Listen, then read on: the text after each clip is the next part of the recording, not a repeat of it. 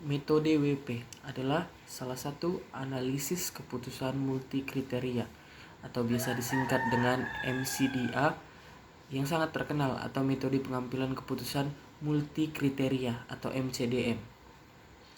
Metode WP sendiri merupakan metode pengambilan keputusan dengan cara perkalian untuk menghubungkan rating atribut, di mana setiap atribut harus dipangkatkan dulu dengan bobot atribut yang bersangkutan. Di sini saya akan langsung aja membahas contoh perhitungan metode WP-nya sendiri secara manual. Di bawah ini akan dijelaskan contoh perhitungan manual dengan menggunakan metode WP dalam menentukan pilihan restoran berdasarkan nilai bobot yang diberikan. Perbandingan di mana pada contoh ini ada 3 restoran yang akan menjadi alternatif pilihan, yaitu restoran 1 Match Warung, restoran 2 Warisan Restoran and Bar, dan restoran 3 itu ada Gabah Restoran and Bar.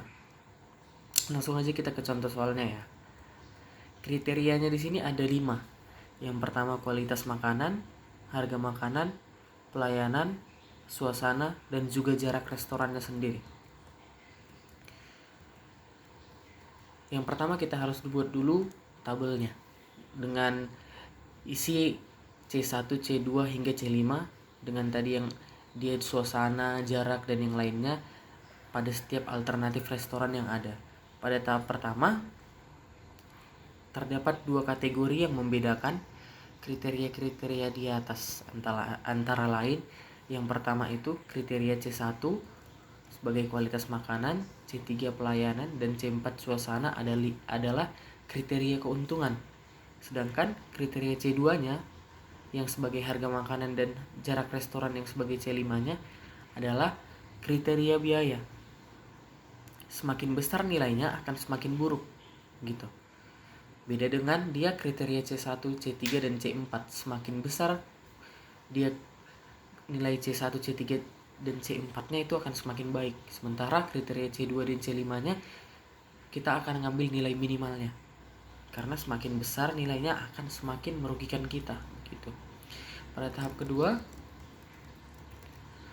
sebelumnya dilakukan perbaikan bobot terlebih dahulu sehingga total bobot EBJ sama dengan 1 dengan cara penyederhanaan. Jadi W1-nya itu sama dengan 5 per 5 plus 3 plus 4 plus 4 plus 2 sama dengan 0,28. Untuk teman-teman yang bertanya 5, 4, 3 dan 2 nya ini dari mana? Itu dari bobot preferensi sebelumnya, yaitu W1, W2, W3, W4, dan W5 begitu. Jadi untuk perbaikan bobotnya tadi W1 menjadi nilai W1 itu dibagi total keseluruhan dari nilai yang ada. Jadi 5 dibagi total keseluruhannya itu ada 5 plus 3 plus 4 plus 4 dan plus 2 itu ada 0,28. Sedangkan W2 nya ada 0,17, W3 nya ada 0,22, W4 nya bisa teman-teman lihat sendiri, W4 nya itu ada 0,22, dan W5 yang terakhir itu ada 0,11. Setelah kita mendapatkan tahapan ini, kita lanjut ke tahap ketiga, yaitu menentukan nilai vektor S yang dapat dihitung dengan menggunakan formula berikut.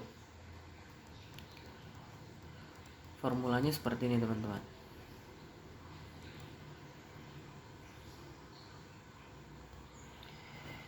Jadi dengan menggunakan rumus yang SI ini, untuk perhitungan sederhananya, kembali kita lihat ke tabel 1 yang atas. Jadi kita tetap berpatokan pada tabel 1 yang di atas.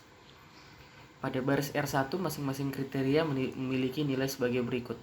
Jadi pada baris R1, mari kita lihat tabelnya kembali.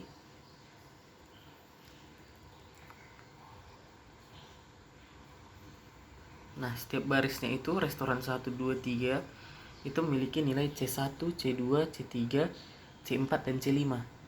Dengan kriterianya ini apa tadi? C1 kualitas makanan, C2 nya harga makanan, C3 pelayanan, C4-nya suasana, dan C5-nya jarak restoran. Jadi kita tetap berpatokan pada nilai-nilai yang sudah ada di dalam ini, begitu. Kita balik ke slide yang tadi.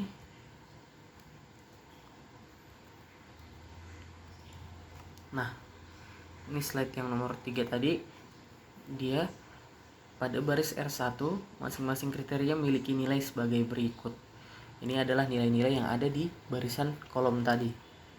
Pangkatkan dan kalikan nilai masing-masing kriteria tersebut dengan bobot yang sudah diperbaiki sebelumnya. Jadi perhitungannya akan menjadi seperti ini, teman-teman.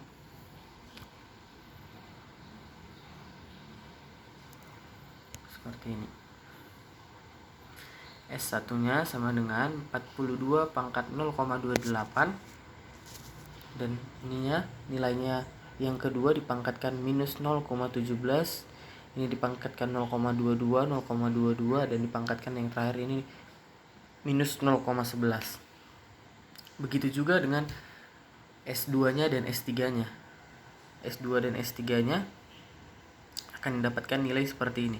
S1-nya mendapatkan nilai 1,16, S2-nya mendapatkan nilai 1,22, dan S3-nya itu mendapatkan nilai 1,26. Lalu pada tahap keempat, kita akan menentukan nilai vektor yang digantikan, yang akan digunakan menghitung preferensi VI untuk perankingan. Formulanya sebagai berikut. Ini kalau dia formulanya yang sedikit lebih rumit ketimbang yang lainnya. Kalau untuk sederhananya dia akan menjadi bentuk yang seperti ini.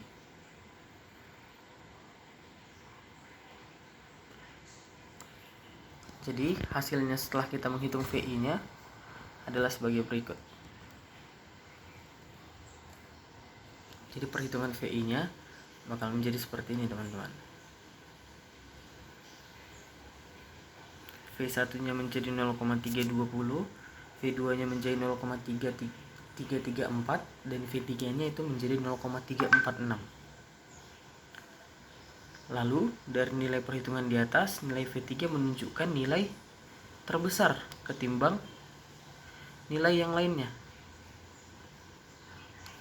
Itu menunjukkan bahwa sehingga kita, dengan kata lain, V3 merupakan pilihan alternatif yang terbaik, yaitu tadi gabah restoran N-bar, dan layak menjadi pilihan yang harus kita rekomendasikan dari ketiga pilihan yang ada, begitu teman-teman. Jadi dari soal ini yang memang direkomendasikan itu adalah pilihan yang ke R3 tadi dia, yang gabah restoran N-bar. Mungkin demikian sedikit penjelasan singkat mengenai metode WP dalam penentuan sistem pendukung keputusan pada mata kuliah ini. Demikian.